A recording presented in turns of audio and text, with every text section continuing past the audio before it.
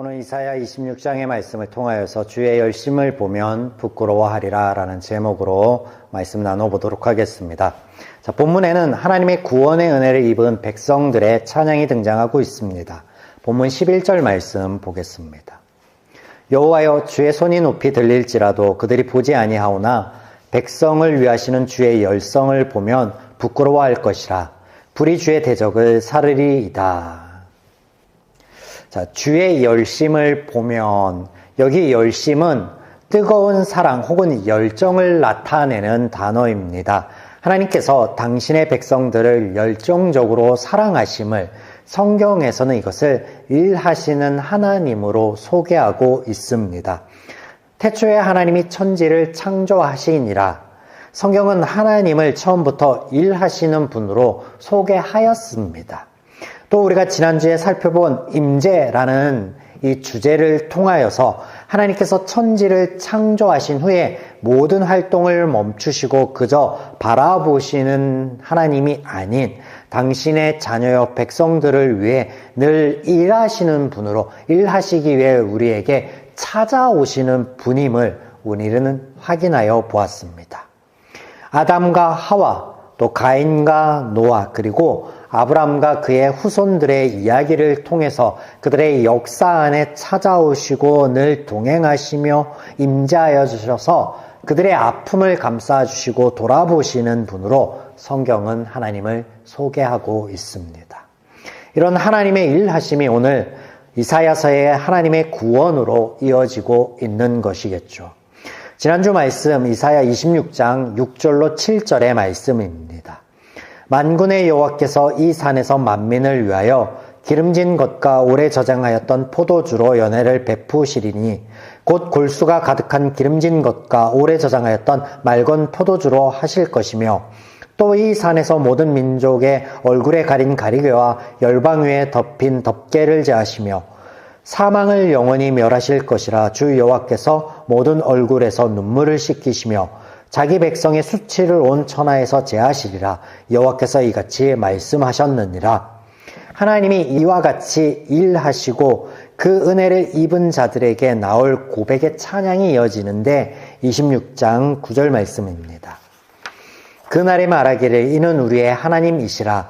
우리가 그를 기다렸으니 그가 우리를 구원하시리로다. 이는 여호와시라. 우리가 그를 기다렸으니 우리는 그의 구원을 기뻐하며 즐거워할 것이라. 본문 26장에도 이런 찬양의 고백이 이어지고 있습니다. 4절입니다. 너희는 여호와를 영원히 신뢰하라. 주 여호와는 영원한 반석이심이로다. 8절. 여호와여, 주께서 심판하시는 길에서 우리가 주를 기다렸사오니 주의 이름을 위하여 또 주를 기억하려고 우리 영혼이 사모하나이다. 12절. 여호와여, 주께서 우리를 위하여 평강을 베푸시리오니 주께서 우리의 모든 일도 우리를 위하여 이루심이니이다. 이렇게 하나님의 구원의 은혜를 입은 자들의 찬양의 고백들 가운데 우리가 지금까지 살펴본 그날에라는 이사야의 표현을 눈여겨볼 필요가 있겠습니다. 이것이 어떤 의미였죠? 하나님의 구원이 임하는 날입니다. 또 오늘 하나님의 일하심에 대하여 살펴본 것처럼 그날은 하나님이 일하여 가시는 그 과정 가운데 어느 날이라고 표현해 볼 수도 있겠습니다. 이사야를 통해 계시의 메시지를 받고 있는 이스라엘 백성들에게 있어서 이 날은 먼 미래였을지 몰라도 오늘 저와 여러분에게 이 날은 과거이다 라고 말씀드릴 수 있겠습니다. 우리 위에 이 땅에 오셨고 죽으심과 부활하심을 믿어 저와 여러분은 믿음으로 그 믿음으로 의로운 자들 성도라 불려지고 있습니다. 그렇다면 우리 스스로에게 오늘 말씀을 통하여 자문해 볼 필요가 있겠습니다. 오늘 나의 삶 가운데는 이 찬양의 고백처럼 우리가 하나님의 구원의 은혜를 힘입어서 살아가며 찬양의 고백들, 감사의 고백들이 내 입술에서 떠나지 않고 있는지 혹은 간구의 기도들로 점철된 삶이지는 않은지 11절 말씀을 다시 보겠습니다.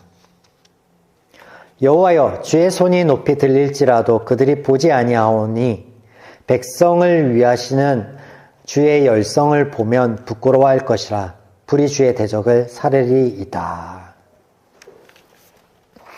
하나님의 들린 손과 열심을 보게 될 그때에는 이를 보지 못하였던 때에 부끄럽게 생각하게 될 것이다 라고 말씀하고 계십니다. 하나님의 열심과 주의 높이 들린 손 혹은 펴신 손은 모두 하나님의 일하심에 대한 표현입니다.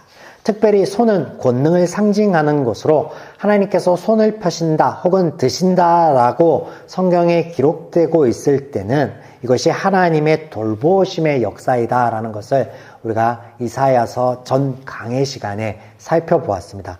한 번 더 볼까요? 신명기 4장과 11장의 말씀입니다. 4장 34절의 말씀. 어떤 신이 와서 시험과 이적과 기사와 전쟁과 강한 손과 편팔과 크게 두려운 일로 한 민족을 다른 민족에게서 인도하여 낸 일이 있느냐? 이는 다 너희의 하나님 여호와께서 애굽에서 너희를 위하여 너희의 목전에서 행하신 일이라. 11장 2절에서 3절. 너희의 자녀는 알지도 못하고 보지도 못하였으나 너희가 오늘날 기억할 것은 너희의 하나님 여호와의 교훈과 그 위엄과 그의 강한 손과 펴신 팔과 애굽에서 그 왕 바로와 그 전국에 행하신 이적과 기사와.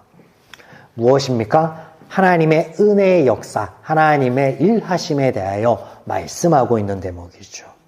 그래서 이 펴신 팔, 강한 팔은 하나님의 구원의 역사를 대변하는 표현이다 라고 할 수 있습니다.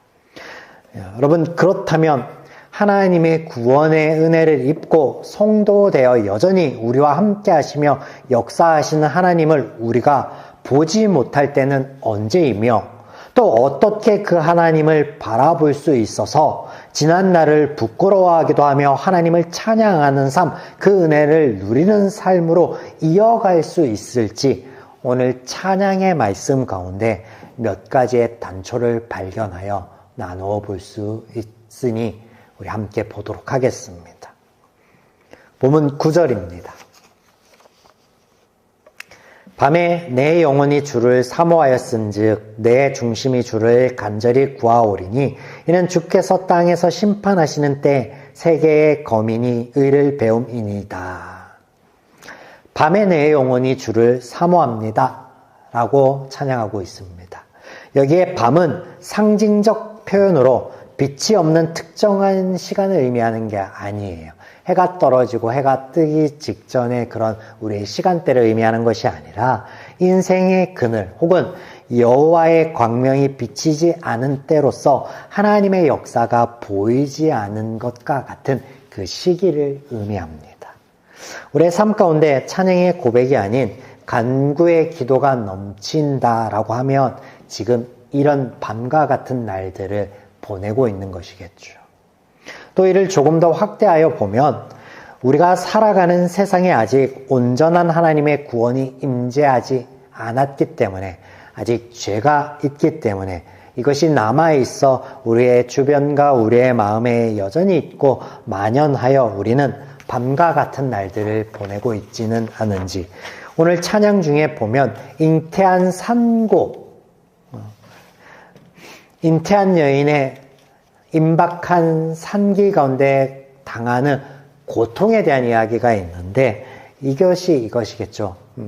구원을 바라보고 또 구원의 그 여정 가운데 우리에게 여전히 남아있고 또 하나님의 구원을 바라는 우리의 심경 사이의 딜레마 이것을 고백하고 있는 것이겠죠.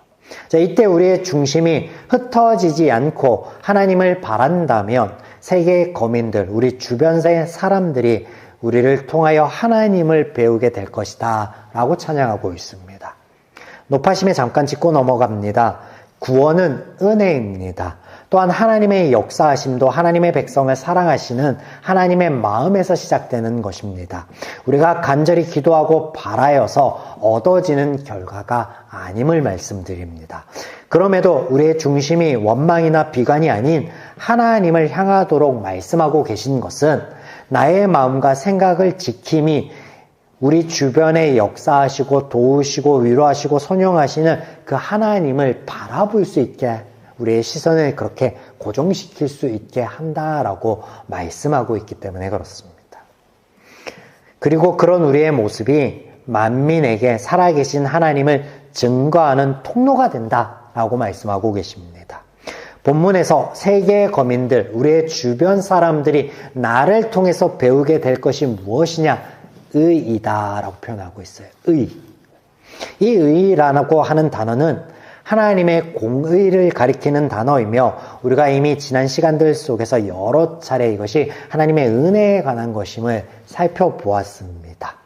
원어로 이 단어는 ጼ데크라는 단어인데 도덕적 혹은 법적 의로움을 뜻하는 단어이나 이 단어가 하나님의 일하심과 더불어서 성경에서 소개될 때에는 하나님의 의로우심, 그래서 그 의로우심에 그렇지 못한 죄인들을 심판하거나 단죄하는 것이 아닌 오히려 그들의 죄를 알고 죄된 상황을 아시기에 위로하시고 감싸주시는 하나님의 은혜의 역사이자 하나님의 마음을 우리에게 보여주시고 가르쳐주시는 대목으로 드러나고 또 소개되고 표현되고 있음을 우리는 살펴보았습니다. 이런 하나님의 역사하심이 저와 여러분의 삶을 통해 세상에 많이 전해지기를 소망하여 봅니다. 8절 말씀 보겠습니다. 여호와여 주께서 심판하시는 길에서 우리가 주를 기다려 싸우며 주의 이름을 위하여 또 주를 기억하려고 우리의 영혼이 사모하나이다. 히브리어의 이름은 단순한 호칭이 아닌 대상의 상태, 성격, 삶 등을 포괄적으로 나타내는 것이다 라고 말씀을 드렸습니다. 이 또한 여러 차례 설명을 드렸었죠. 그러므로 우리가 하나님의 이름을 기억한다 라고 하는 것은 우리의 삶 가운데 함께 하시며 은혜를 베푸시는 그 하나님을 우리가 경험하고 묵도함을 통하여서 고백하게 되는 상황을 이야기하고 있는 것입니다. 원망과 불평으로 우리의 마음에 가득 채운 눈이라고 하면 이런 하나님의 역사는 보이지 않을 것입니다. 이스라엘의 출애굽의 여정 가운데 그들의 찬양을 잠깐 뒤로 하고 늘 돌아서 원망하고 불평하였던 모습을 떠올려 보면 좋을 것 같습니다.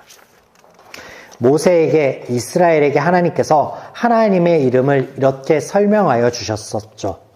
나는 스스로 있는 자라 너희의 조상의 하나님 여호와 아브라함의 하나님 이삭의 하나님 야곱의 하나님이니 이는 대대 이를 나의 칭호니라.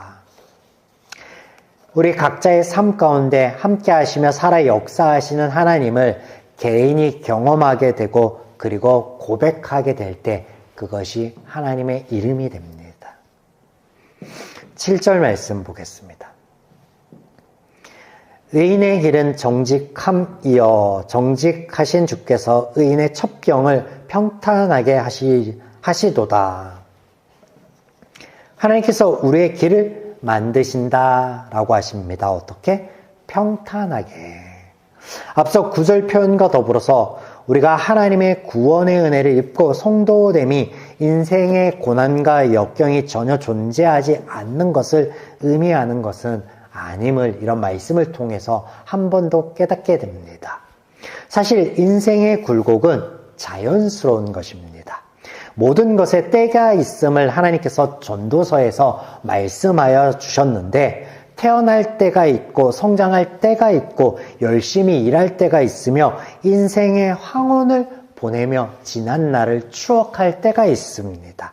이것이 자연스러운 그러나 하나님의 마음과 선함과 다른 이 죄인은 이 때를 역행하고자 합니다. 그래서 청소년 때에는 일찍 어른이 되고자 탈선을 하며 장년이 되어서는 젊어지려고 그들의 에너지와 시간을 소비합니다. 그러나 성경에서 하나님께서는 이것을 받아들이고 그 시기와 때마다 베풀어 주시는 하나님의 복이 무엇인지 깨달아서 누려라 라고 말씀하고 있습니다. 이런 태도와 모습이 7절의 표현에 의하면 정직한 의인의 길이다 라고 우리는 알 수 있습니다. 조금 더 설명을 드리자면 여기 길이라고 하는 단어는 여행하는 사람들이 걷는 도로를 의미하는 것으로 여정을 가리키는 단어입니다. 인생의 여정 혹은 삶의 방식을 상징하는 단어이죠. 그리고 정직한이라는 단어는 속임수와 거짓, 위선이 없음을 의미합니다. 앞서 설명드린 대로 인생의 시기와 때를 역행하려고 하는 것이 아닌 하나님께서 허락하신 우리의 삶을 인정하고 받아들임으로 누리는 것을 의미하는 것이겠죠. 그런 삶의 방식을 말하는 것이며 또한 이것이 하나님의 말씀을 따라 순종하는 삶이다라고 우리에게 보여주시고 가르쳐주시고 계신 것입니다. 오늘 우리의 삶이 이와 같다면 고통과 아픔에서 부르짖는 간구의 기도가 넘치는 삶이 아니라 하나님의 은혜에 대한 찬양이자 고백이자 감사가 넘쳐나는 삶이지 않겠습니까? 9절에서 7절의 말씀을 한 번 더 정리하여 보겠습니다.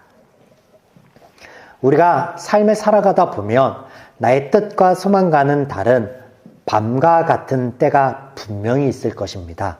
이것은 자연스러움입니다. 우리의 내면의 문제일 수도 있고 그리고 우리의 밖에서 오는 문제일 수도 있습니다.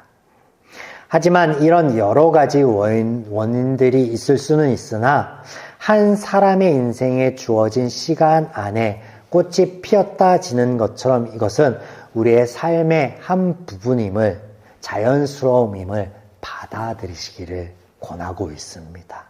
또 그 가운데 우리의 마음과 생각을 지킨다면 찬양도 간구도 분냄도 하나님께로 향하게 되고 우리의 중심이 무너지지 않게 되며 무너지지 않는다면 우리는 그 안에서 함께 하시며 선용하시는 하나님, 일하시는 하나님, 구원의 은혜를 베푸시는 하나님을 경험하게 될 것이고 보게 될 것이고 그런 하나님을 우리의 삶 가운데 고백함으로 하나님의 이름을 부르며 그 이름을 기억하는 성도의 삶을 구현해낼 것입니다.